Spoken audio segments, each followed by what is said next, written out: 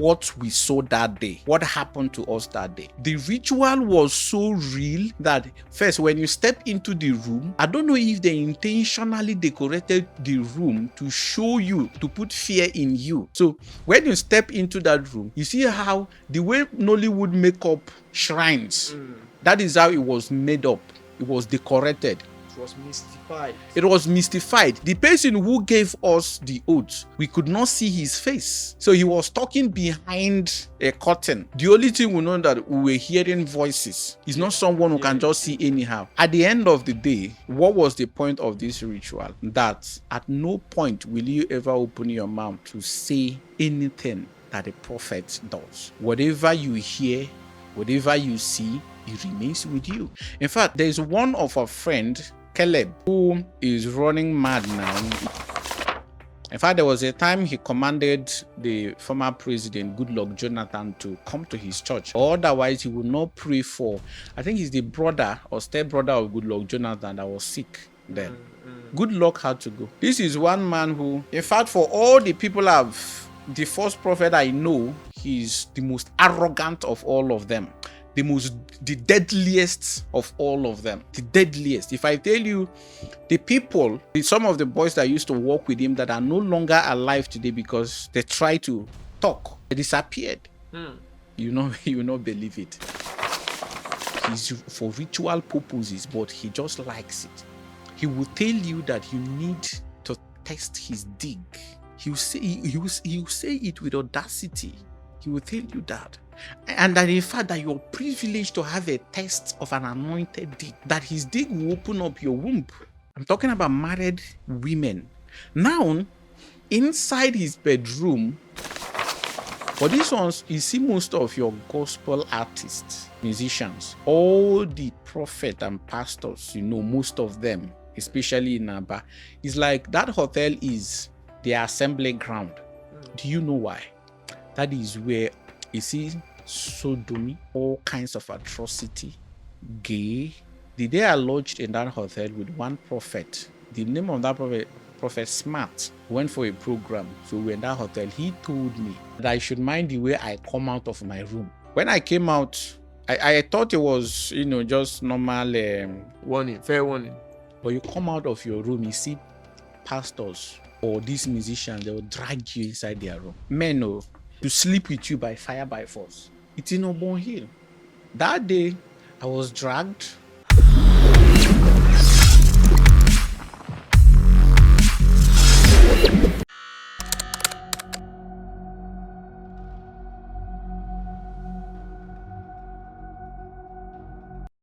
There was this boy, lives in Lagos, a very passionate Christian, religious to the core. And one of those people who listen to their prophet. Whatever his prophet tells him is what he does. Matter of fact, he loved his prophet to a point that if his prophet asked him to kill someone, he would do it without thinking twice. Now, he had a struggling business. But of course, from the struggling business, this guy pays tithes religiously.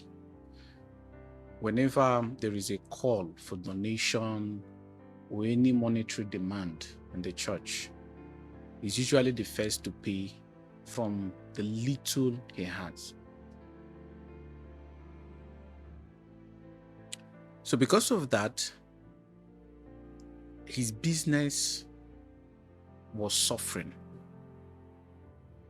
But the prophet, of course, kept on telling him that the more he gives to the church, the wider the doors of prosperity will be opened for him from heaven. As usual, we are used to such things, hearing such things from the prosperity preachers of today. But this guy continued to give to the church, to give to the prophet. Every time he gives to the prophet, hoping that somehow there'll be a miracle that will catapult him to the next level in his business. but that did not come. So one day he mustered the courage to go to the prophet and ask him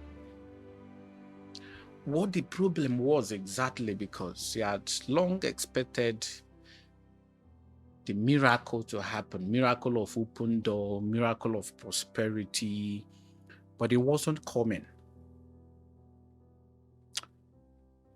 But he was too ignorant to understand that his business was suffering because of how much he keeps removing from it to give to the prophet and give to the church.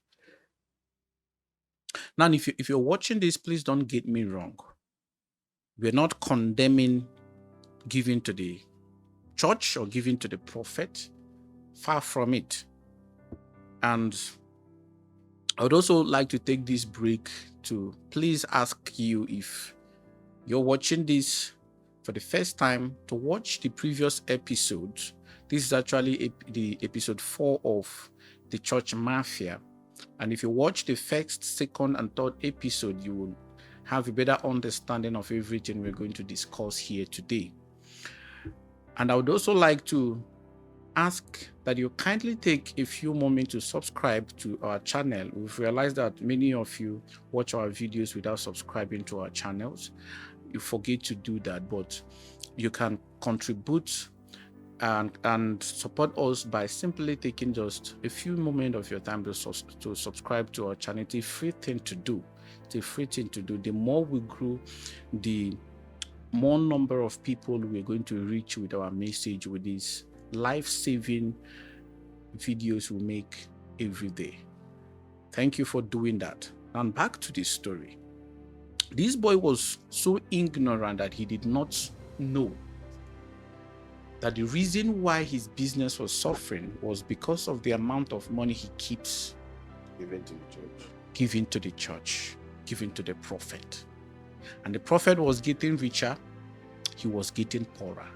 Now, when he confronted the prophet to find out why, instead of prospering, his business was dying, do you know what the prophet told him? The prophet looked at him and told him that his father was the cause of his business setback. That his father diabolically casted a spell on him and swore that he would never amount to anything, that he would never prosper in his businesses. Now, the father is in the village and this boy was in Lagos. So when the so-called prophet told this boy that his problem was his father, the boy did not think twice about it. The next morning, he was in the village. He booked night bus and came to the village. Go to the village the next morning. Early in the morning when he go to the village, he didn't come back with a loaf of bread or anything, but with a machete. A well-sharpened machete. To kill the source of his problem. And when he got to the village, he started fetching firewood. He didn't talk to anybody. He started fetching firewood. This story is not a make-up story. I'm telling you what happened, and I will tell you where it happened at the end of this story. I've shared this story. The first time I shared it was in 2021 on Facebook. So when he started fetching firewood, everybody was looking at him. Nobody knew what he was doing. He fetched a lot of firewood, heaped it at the center of his father's house, compound. And guess the next thing he did? Want his house? As you already mentioned machete. My mind goes like he killed the father. He hacked the father to death with a machete. And that was not the only thing he did. So when everybody took to their heels, they didn't understand what was happening. So everybody had to run for their life. This guy did not just hug the father. He took the body and the head, put it on top of a firewood, And burnt it. and set it ablaze. Now, when he was arrested, Mm-hmm. he told a story that I just told you now, that the person who told him why he killed the father was because a prophet in Lagos told him that the person who is spiritually destroying his business was his father. Now that boy is in prison, but guess what? The prophet that gave him that message is still out there, and his church is still growing, but the boy has lost his life and his father the same. This thing happened. This thing happened in Ebonyi State. I have a lot of questions. It happened. If you Google it, you can still find it. So, the effect of these fake prophet's actions. So, if truly he identifies that spiritually, the father is the one destroying his business, as a pastor, is he not to provide spiritual solution by praying? No. One thing is common with, And that is very correct. prophets. Yeah, one thing is common with prosperity gospel merchants or fake prophets. They always able to see your problem, but they can never offer solution to your problem. For example, you're praying, somebody is religiously tithing, contributing to the ministry financially, praying, and is not succeeding. Then you had so much power from God. God could talk to you. Holy Spirit could show you that this is the problem, but Holy Spirit could not solve it. You had to go and hack your father to death. So the Holy Spirit that showed, first of all, it means that even your prayers were not working for the guy, that what the father was doing was more potent than your prayers. That is why the father was succeeding. Then the last thing I wanted to say is that I think it takes a great amount of wickedness for somebody to answer fake pastor, not because this is not the first time they are sowing discord between family members just for them to take the blames off themselves. So, the kind of churches we have today, the kind of prophet we have today, the kind of pastors, now they call themselves apostles and the rest. It seems they have this insatiable desire to sow seeds of discord among friends, among families. They just look at you and they tell you that the person who is responsible for your predicament is either your mother, your stepmother, your uncles, your brothers, your mother-in-law, or your friends. And then if you're one of the gullible followers, you pick it up. At the end of the day, you destroy your relationships based on what one fraudster somewhere told you. Now, when people look at some of the things, look at me, we'll read your comment. I read your comment, and I see where a lot of people were worried that I'm going to be attacked, both spiritually, physically, and all of that. Yes. When we started this thing, it's been years, so many years. So it's not something we started new. The reason why most of you are seeing me now is because we started a podcast channel. But we had long started it several years ago, where we've been talking about this thing, we've been sounding this warning. And of course, I've been attacked. And trust me, my courage in doing what I do with the KaaTruths Podcast is not because I think I cannot be killed. That is not it. My courage comes from the fact that I have accepted that I can die tomorrow. I can die today. I can be killed at any time. And if I am not killed, I can be thrown into prison tomorrow by simply telling this truth. So I've made up my mind that whichever one comes, I'm ready for it. And trust me, if I die now, I've always said it, if I die now, I don't die early. It won't be too early for me to die because I've been able to accomplish what most of my age mates have not been able to accomplish. So I appreciate your concern. And trust me, it's not easy. Sometimes I've asked myself, I've prayed so many times that I should have the ability to stop talking. But it's as if it is a fire that is stuck in me. That no matter what you do, you must definitely talk about it. And I have a lot of haters. Currently, I can no longer even go anywhere in peace. It's either someone is admiring me or someone is hating me, people you don't know.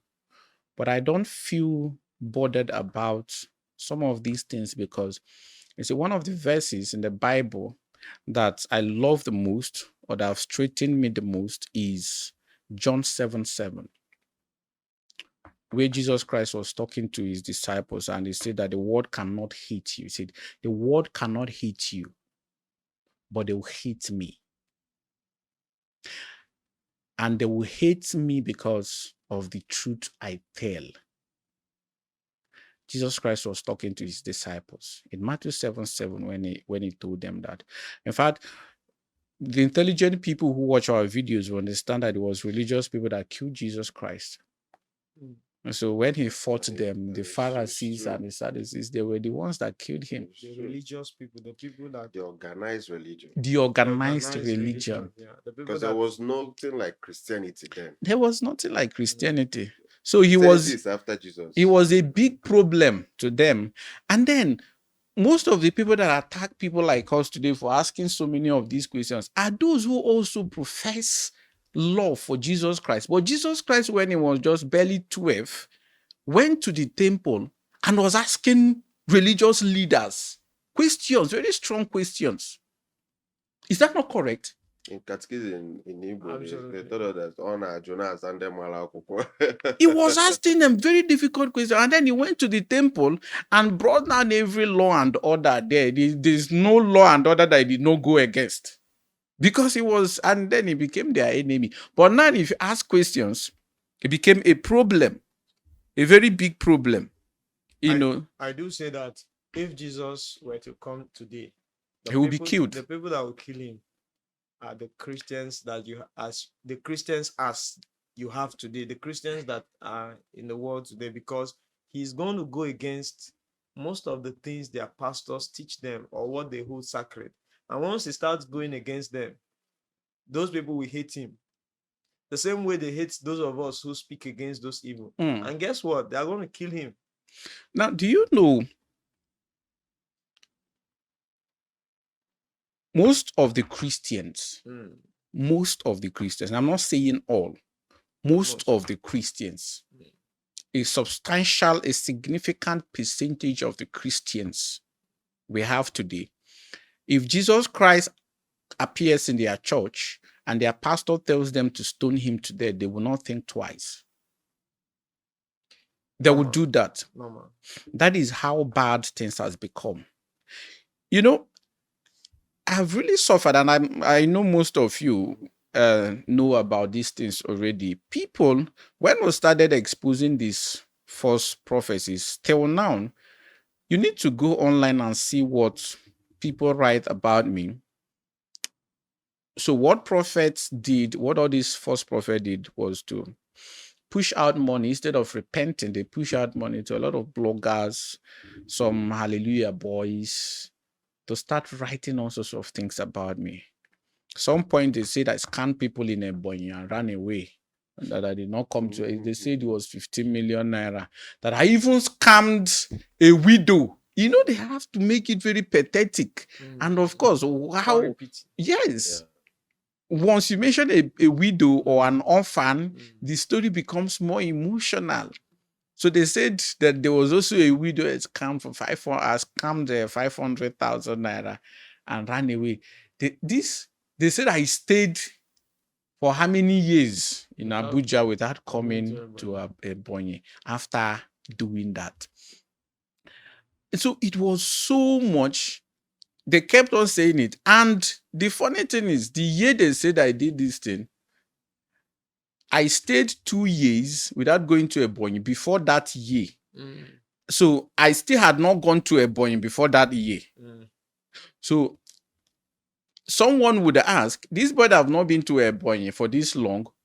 How did he now come to Ebonyi? The same you said he has not been to Ebonyi. The same you said he came to Ebonyi. It doesn't add up. To scam people. Doesn't add up. And now he said it's 15 million naira. I came out publicly then and announced that if anyone, just one person can come out and say that KAA took shishi from them, that I will give the person everything I've ever worked for.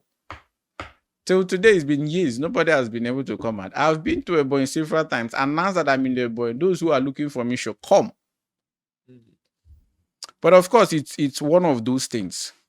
And it is one of the sacrifices we have to make for the truth we preach. But enough of this. Let's go to the main story. Okay. To the main story. I know those who are watching are eager to hear, some of those things, how these false prophets operate. And I'm going to start from the women. Some of these women who come to church and their only problem is that they have not been able to have their own child. These women are some of the most vulnerable because they are usually very willing to do anything just to ensure that they have their own child. And this prophet takes advantage of such women. One of the prophets that takes most advantage of such women is the late thank God Abam. Call him the commanding commander, the prophetic general. There's no big name that this guy does not answer. Those who live in Port Harcourt will know this man. In fact, there was a time he commanded the former president, Goodluck Jonathan, to come to his church, or otherwise he would not pray for, I think he's the brother or step-brother of Goodluck Jonathan that was sick then. Goodluck had to go to his church. This is one man who, in fact, for all the people the first prophet I know, he's the most arrogant of all of them. The deadliest of all of them. The deadliest. If I tell you the people, some of the boys that used to work with him that are no longer alive today because they try to talk, they disappeared. You will not believe it. The man, is he still alive? He's no longer alive. Now, do you know how he died? He was killed. According to the story, they said armed robbers came to steal in his in the estate where he was living. This is what we read online. And somehow when they were shooting, as an arrogant man, he came out, was like, do you know whose street you are on? Don't you know that this is the commanding commander and the territory of the prophetic general, blah, blah, blah, blah, He was saying this thing from above, his house, the balcony of his house. And then they said that the thieves who were already living heard him shouting that. And they stopped and said, Papa, we are sorry. We didn't know that this is your place. This is your area, blah, blah, blah. So because that emboldened him, he now came down. Without his security, he came out to the gate with his pump action. And immediately he stepped out from the gate. These guys opened fire with the AK-47 on him. Of course, because he was armed.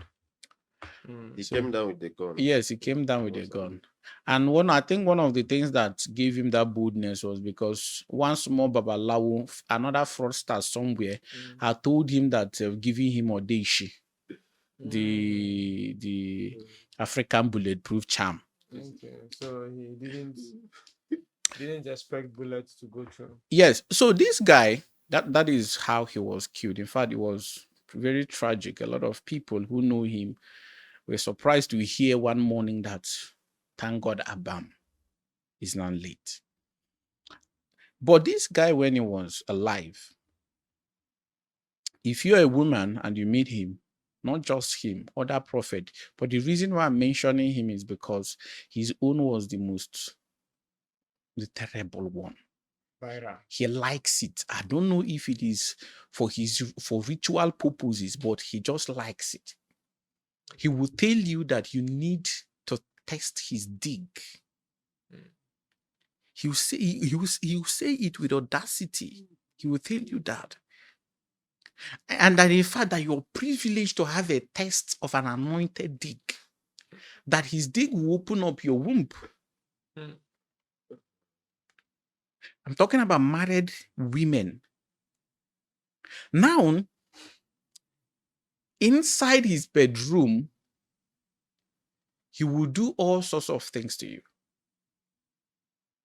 Of course, you have the privilege to test an anointed dig like that. So you do everything he says.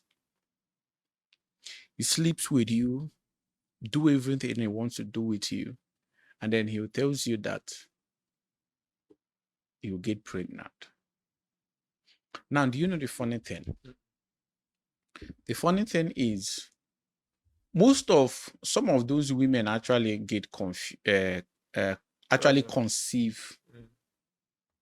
after the coitus. But the husbands of these women believe that they are the fathers of such pregnancy, of such babies, because of course they don't tell their husbands what transpired between them and their prophet.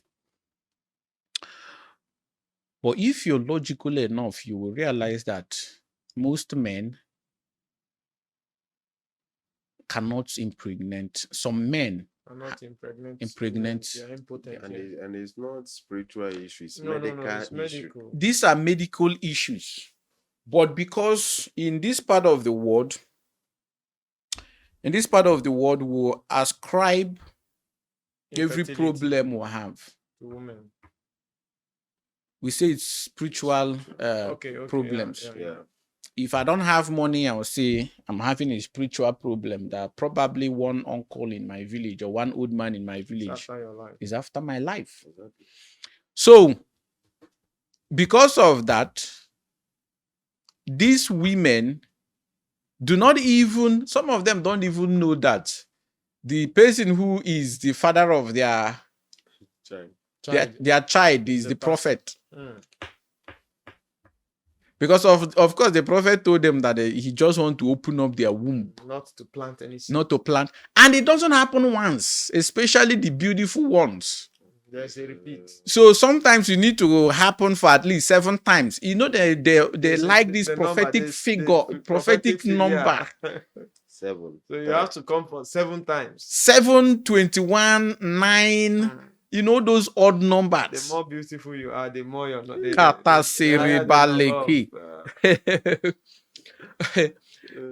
So there's a church in Abia. It's called that place is around Obon Hill. Call it Obon Hill. I will never forget that name. That's in Aba. In Aba, yes. If not, I see, God loves me so much. God loves me. Sometimes I am tempted to believe that I'm a child of destiny, the way spiritual, religious people call it. I'm a child of destiny, because sometimes when I ask myself how I've been able to survive everything, it remains a mystery to me. In this hotel in Obon Hill, I will not mention some names because, of course, I don't have proof to back it up. But some of the names I've mentioned are the ones I have proof. All right. But these ones, you see most of your gospel artists, musicians, all the prophets and pastors, most of them, especially in Aba, it's like that hotel is their assembly ground. Do you know why?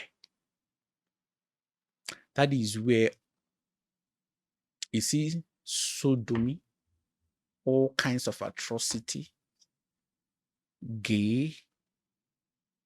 In fact, the day I lodged in that hotel with one prophet, the name of that prophet Smart, went for a program. So we're in that hotel. He told me that I should mind the way I come out of my room. When I came out, I thought it was, just normal. Warning, fair warning. But you come out of your room, you see pastors or these musicians, they will drag you inside their room. Men, to sleep with you by fire, by force. It's in Obon Hill. That day, I was dragged. I am tempted to mention the name of this guy. I'm tempted to mention his name. The person that dragged you. Yes. It's worth mentioning. It's a popular figure. The thing is, I don't have proof of it. All right? Better to let it slide. So I don't have proof of it. And of course, we are being very careful. I can only mention any name you see me mention here. I know that those names, I dare them to sue me or to do anything. Those ones I can prove. All right. But these are very popular musicians. In fact, is this Igbo gospel musician, well-known Igbo gospel musician. One of them is late. No more. One of them is late now. All right. But one is still there. And oh, you now know who I'm talking about. He will tell us off camera. Okay, so the name actually starts with G. Say no more. G. And the surname is O. Well, so it's on you to find out who it is. The way I beat up that guy that day. You've got the muscles, of course. The way I beat the way me that I've seen Shaggy throughout my life. I've always been a very strong person. What I did to that guy that day. If not, by now I would have been putting on Pampers. And if I'm looking at you like this, I'll be crushing on you. We know we will not be here. How do these guys do it? So I think some of these things, they do it not because they want to do it, but because it's for spiritual purposes. All right. So, this false prophet also gets scammed by false native doctors. But I tell you today, if you're watching this thing, that these people do not have any spiritual power whatsoever. Everything you see that they do are just mind tricks. Including the native doctors that scam them, none of them have spiritual. That is what I'm telling you, including the false native doctors. If these people had any spiritual powers, by now I should be dead. Long dead. Of course. Why would you want to send assassins to me? To kill me, instead of simply sending. They know what works. They know what works. And they know what doesn't work. But their members are the people who don't know what works. That is why the same people who tell you to buy stickers for protection are moving around with buy apron, AK-47 for protection. Armed people, heavily armed people, armed to the teeth with AK-47.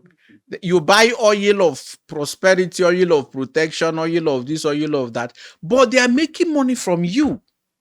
They tell you that. Matter of fact, there was a time that I was watching one video of a Nenche where he was giving testimony of people who received miracle money after his declaration. And I listened to know when someone will even say they received _1 million naira, something as small as _1 million naira, but none of them received that much. People were even receiving 12,000, 75, 100,000, 50,000.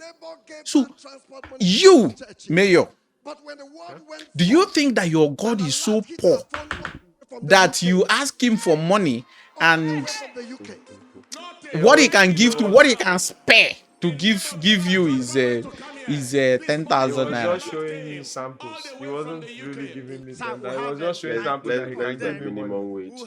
I need to go announce I need to go announce so seed so that he can give me the mail. And then these pastors will come publicly to testify to the goodness of God. What is the goodness of God? What is this miracle? 10,000 naira miracle money. Now ask them, can you please show us proof of this miracle money? It was sent to your bank account. Is it that you're unable to see who sent it? Or is it that there is an OPay branch in heaven or Money Point branch in heaven where J. Michael, disburse money from? I don't know if you're getting it. It does not make sense because every transaction has a source. And this is how we train, this is how we breed criminals. Hoodlums. In the Christendom, where someone will receive money from an unknown source into the account instead of returning it to the bank. He thinks it is miracle money. He thinks it's miracle money. Because he was in a service where the pastor demonstrated miracle money. So he knows miracle money happens. And the pastor is calling, the bank are calling for the money to be refunded. Those who mistakenly transferred money to your account are calling you for you to send them back their money. You're telling them that you're not sending anything, that this is miracle money. Worst case scenario is when nobody calls. A responsible person will go and notify the bank that I received an erroneous transfer to refund it. But when I say responsible, we expect that more from a Bible-believing Christian. Now, because the pastor teaches miracle money, that pastor has become a danger to the society.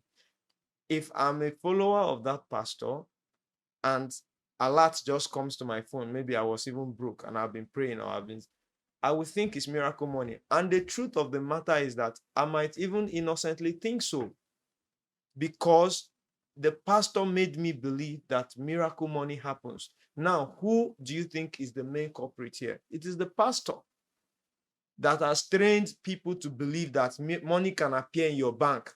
But you and I know that money can never appear in your bank except somebody sent it either erroneously or intentionally. And if you really want to refund it, you're going to know who sent it. But pastors have bred criminals to believe that J. Michael can send wire transfer from heaven. This is what Peter calls wealth without enterprise. The reason why I don't want to start telling a lot of stories about how miracles are staged or how they are arranged or prophecies and the rest of them is because we've had so many videos talking about that. Wisdom has been here. By the way, if you've not watched the videos where one of our guests, Wisdom, exposed how miracles are staged, you need to do it. You need to watch it. You need to watch those videos, not just Wisdom, a whole lot of them. And when I hosted Wisdom here, when he was speaking, I understood him perfectly well because the person he was speaking, I was walking with him with the same person, for the same person. So, but I didn't want the story to come from my mouth. I needed someone else. So I don't want to start repeating everything that Wisdom has said in a previous episode. You can go and watch it. He exposed a whole lot, and trust me, everything he said there are the truth. But let's talk about what I refer as the Greek gift sacrifice. Most times when you talk about prophet, or when you talk about giving to the church, the first thing a Christian will tell you is, do you know the amount of charity work this man does? He feeds the poor, he buys this, he gives the widows bags of rice, he does this and does that. So I call this the Greek gift sacrifice because it's a way of, it's another deception on its own. And I'm going to give you an example. Someone like O.C. Benjamin, if O.C. Benjamin comes to your church and he sees that there's someone who came with a big car that he admires, So if you're a church member, you came to O.C. Benjamin's church program, and we see your car, of course, because we're the one that will see you. Maybe he sees the car by himself, and he has made up his mind to collect your car from you. The first thing, of course, is to get the plate number for him. So if you get the plate number of that car, he will be in his altar. And when it's time to start prophesying, he will look at you. First, he will call the plate number. He said, when he's talking to you, he will say that that the Lord showed him a scene of an accident. When he looked deeper, he saw blood. There were blood everywhere. Two people had died and one person was still alive. And when he looked close, the plate number on the car that damaged beyond repair was, Kai, Holy Spirit, help me. I'm seeing it, but I'm not seeing it clear. God, take me deeper. Show me. And then he will begin to call out your plate number. So he will call it halfway. And before you complete, he will ask you, who owns that plate number? Whose plate number is that? You yourself, you jump up, start shouting that it's the plate number of your car. He said, you're a lucky child. Who told you about this program? He said, my neighbor. He said, you owe your life to whosoever that invited you to this program. Dimensions of faith. If you had not been here by this time, 2 days, in 2 days' time, you would have been dead. Now his target, remember, is the car. So the next thing he will do is either he tells you that you should give God that car, or he will do something else. Before prophesying to you, he will do something else. What he will do is he will give out 1 or 2 of his own cars. Just pay attention. He will give out 1 or 2 of his own cars, but of course, smaller cars. He knows that you came with a big car. So 2 of his own car does not even equal half the cost of your own car. So what he will do is he will come out and tell the crowd that the Lord told him to give out 2 cars today. Now, this is not staged. He will give this car to random, church members. He will look at you. The Lord said I should give you this car. He will give you the car. Look at you. God said I should give you this car. He will give you this car. Collateral benefit.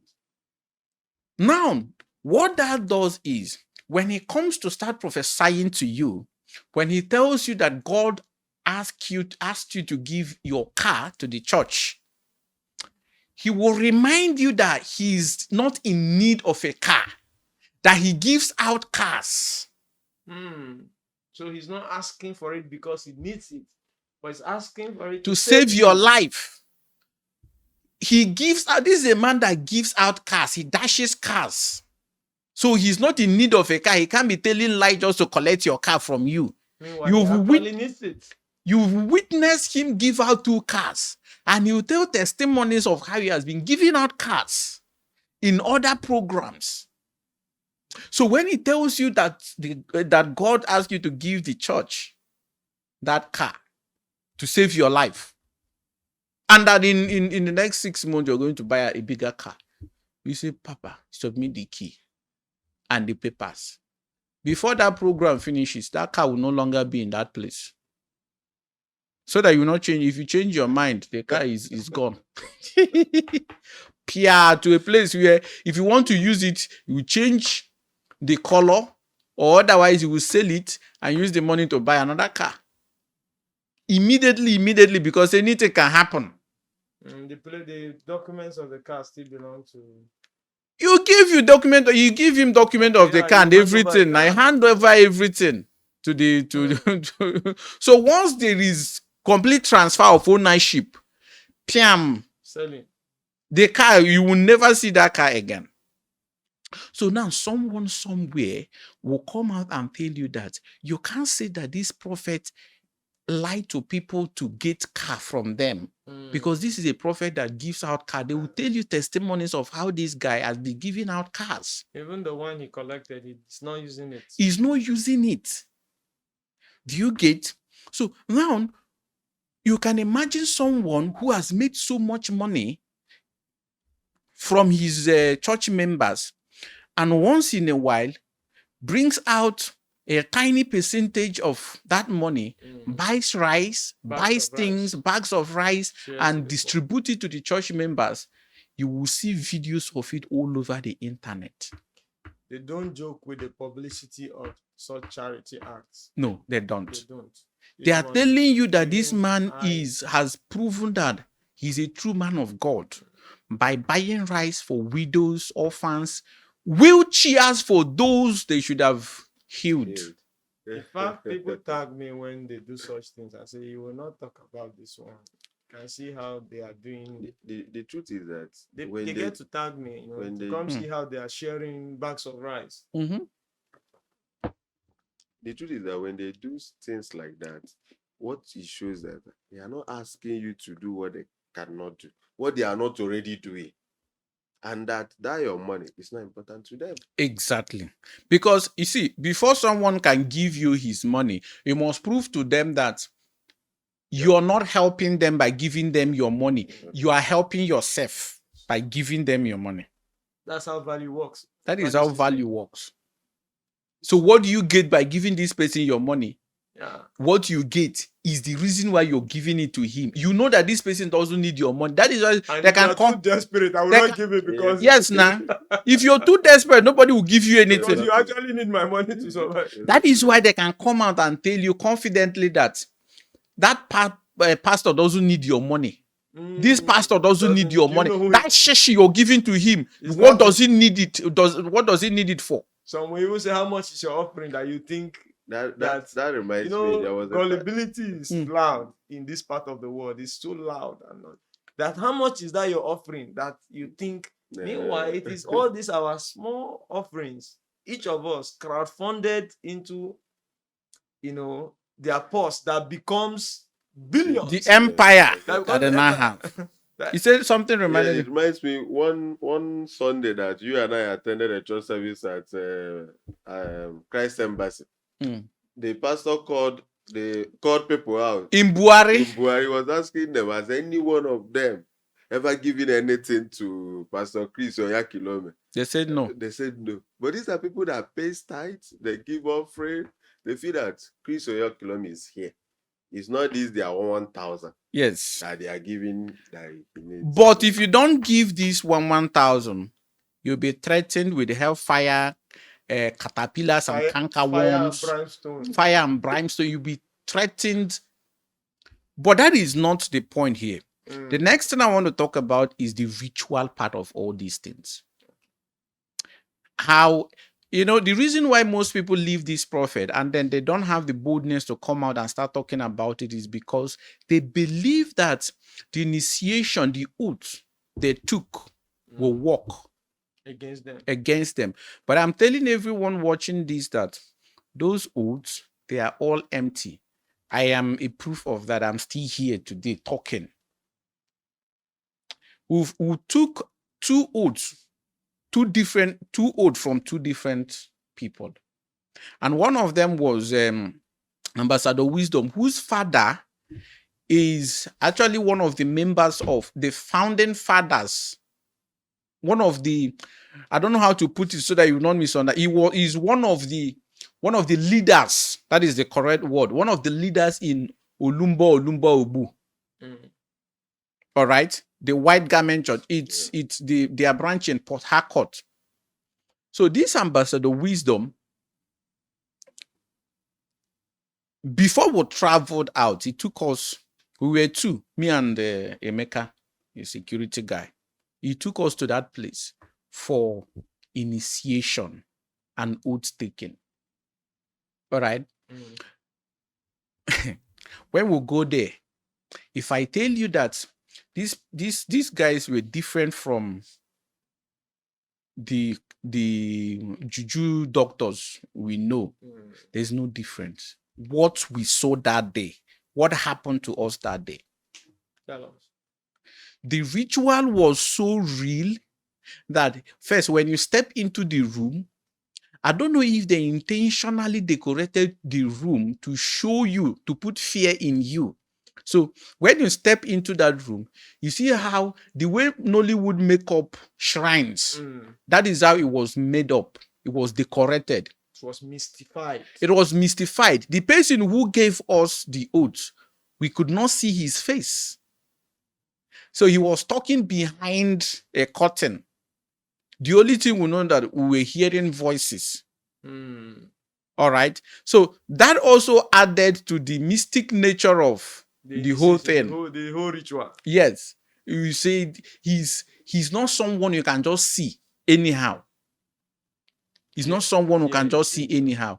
Now, the whole barbaric, at the end of the day, what was the point of this ritual? That at no point will you ever open your mouth to say anything that a prophet does. Whatever you hear, whatever you see, it remains with you. In fact, there's one of our friend, Caleb, who is running mad now. It's like running mad with his brother. People have been saying that it's because of the oath. But that is not true. Because I know, I think what is affecting the guy was he allowed the false prophet to mess up his mind so much to a point that he started taking all these hard drugs. Okay. And then that messed him up. Because, I'm still here. There are other people who have come out to speak up who are still there because they saw the boldness I was using to speak up, and they also came out. And we are all still alive. So we defy that oath. But one of the significant things that happened, or that I learned through the oath-taking ceremony, or whatever it is I should call it, was the fact that it was not just for you. Your entire family members are tied to it. They tell you that if you do anything, you will not be the only one that will die. They deepen the fear. They deepen the fear that your mother will die, your father will die, your entire family will die. That's funny. And that, of course, you should be aware that the one you do with the prophet, the stage miracles and stage prophecies, those ones are to build people's faith. That this is where the real power is. Okay. I don't know if you're getting it. Okay, so that you can know also that despite the fact that you don't have power and you are having to stage miracle, that those ones are just for the purpose of building people's faith. But they still have power. There is still power. So that you don't go and mistake and think that since they are forging miracle, you can go against it. That there is still power. There's levels of manipulation. I don't know if you're getting it. You see empty small caskets there. Okay. Each of these caskets will be placed in front of you. Another casket will be placed in front of this person, like that. And you will see. Do you know what these people did? They lock up your picture. They put your picture there and close it. Mafia. That as long as your picture remains there, any day you utter a word, Mafia. That of course the juju already knows who you are. Are you getting it? So all of these things, we pass through all of these things. But guess what? A rebel like me, who understand that, okay, if this person, I've been in a place where this guy uses police to terrorize those who looked for his trouble. I know how much of a coward this person is. All right, because for despite the powers that back every little thing, he's too scared. He start calling police, calling everybody to come and protect him. He moves with escort. He does all of these things, and yet you want to convince me That, he has that there is powers. power somewhere that you can use to travel spiritually to my village and kill And me. kill you. And you have not used the same power to kill your own enemies. It's the same question we asked, some religious people. When I say religious people, Christianity, believers of the faith are not religious in nature.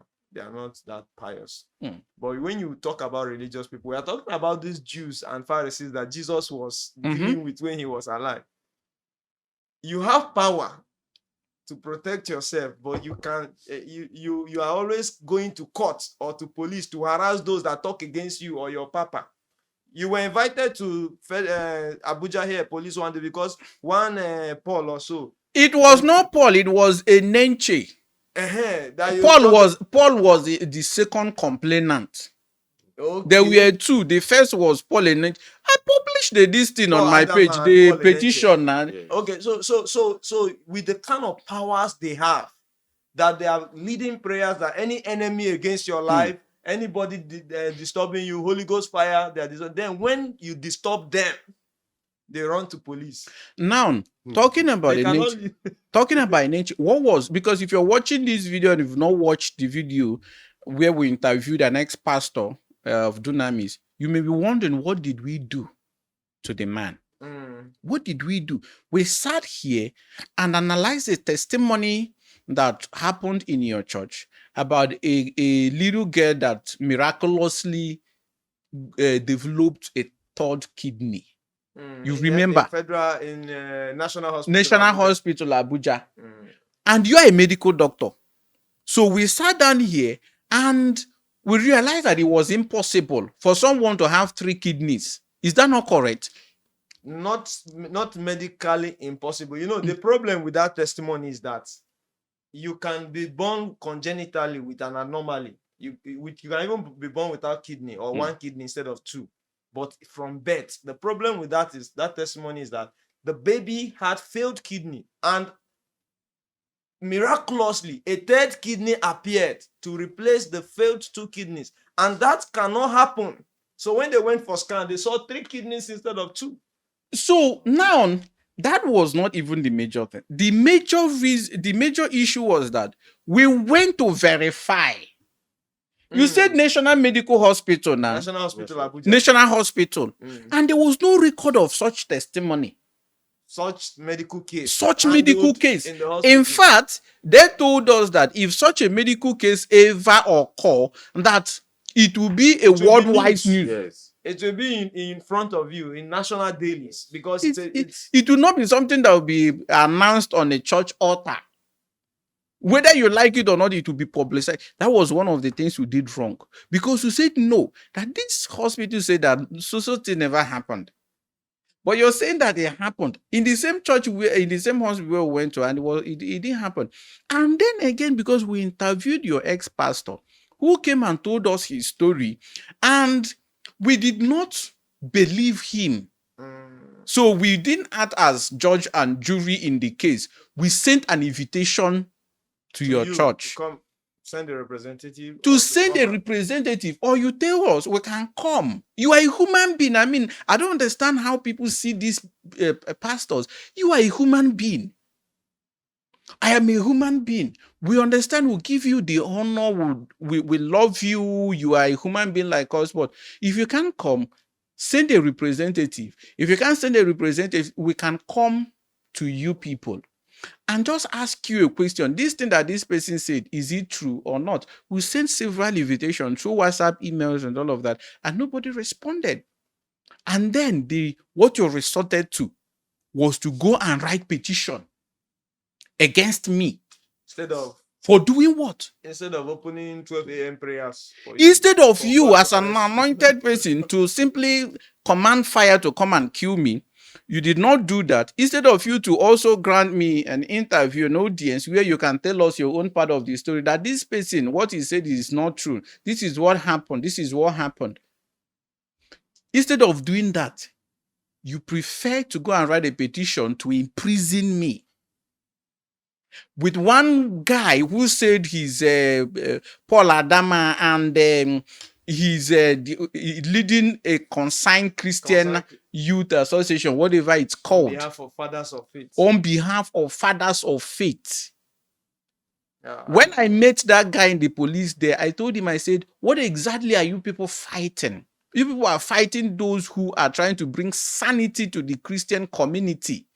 How many of the false prophets who have been destroying and disgracing the Christian name, the Christian faith, how many of them have you guys fought? Shouldn't that be the best way to, further preserve the dignity of the Christian community? Because, I mean, if someone start misrepresenting your family, if someone start misrepresenting my family, I will not take it lightly with the person.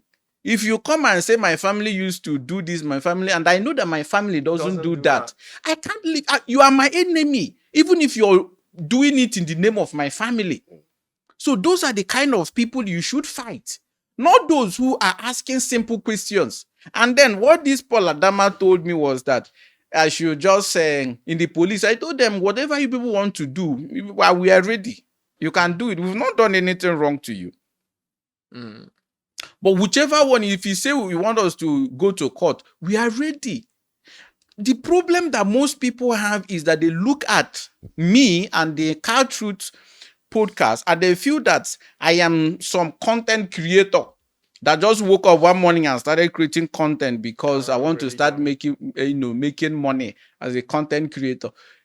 No, that is not it. If you know me very well, you understand that KaaTruths is not some roadside media house or roadside podcast where 2 or 3 hungry people gather to start creating content to defame someone. That is not correct. But I did not, of course, go to apologize to anybody. They say that I apologize for what? Go and apologize to Dr. The truth is that you owe him nothing. You did not offend him. You just own a platform where somebody came and said its own. You did the right thing by reaching out to them. To him. Come and say your own. So that we'll know the truth. And this guy has been saying this thing on their page for a very long time before coming here.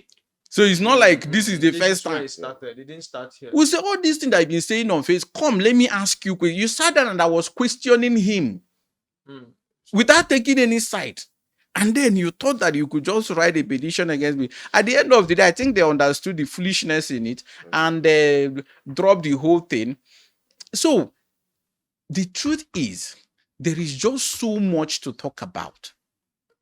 I've talked about the ritual in this. There are just so many things that I don't know how to comfortably say them first because these ones are deeper crimes.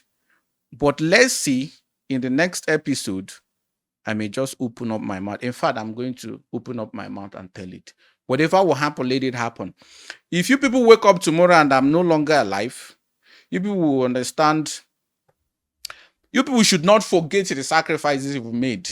I'm not married though. I never get children. But I'm sure, I'm aware that some of the things we do here, people, this false prophet have gathered in Ebonyi. 2021, just check my Facebook account. I will show you. 2021, they gathered in one house to make a meeting to plan, conspire against me on how to kill me. They didn't know that someone was in their midst. A spy I sent there was in their midst. So we were showing it live while they were in the meeting. They paused and started suspecting one prophet. I made a post, you see it on the screen. Since 2021, one of the person who anchored that meeting, the person who was the host of that meeting is this Bishop Otanwa in Abakaliki of Champions Cathedral that has now been disgraced. Onatanwa Bishop Onyagoziri. Is Otanwa his real name? Or no, he was caught now. Otanwa. Okay. The nude leaked where he deceived a sickle cell patient into sleeping with him to receive cure for the sickness. All right. So if people had listened to me that year, that girl would have been saved. And so many other criminal activities that they've been committing wouldn't have happened. Nothing happened to him, of course. But the fact that she was violated. Yes, she was violated and all of that. So this is not the first time. If you wake up tomorrow and hear that KAA has been thrown into prison, or that KA is no longer alive, just understand that these two things are possible. Anybody can pay anybody, and I will see myself in prison tomorrow. But trust me, it is not going to be easy, because, of course, we also have our own people. We also have our own resources, and we'll continue to ensure that we use what we have to defend the truth, to bring the truth to you. I have had my own share. My father died because of false prophet. I lost my aunt because of false prophet. So much to talk about. But for now, see you next time.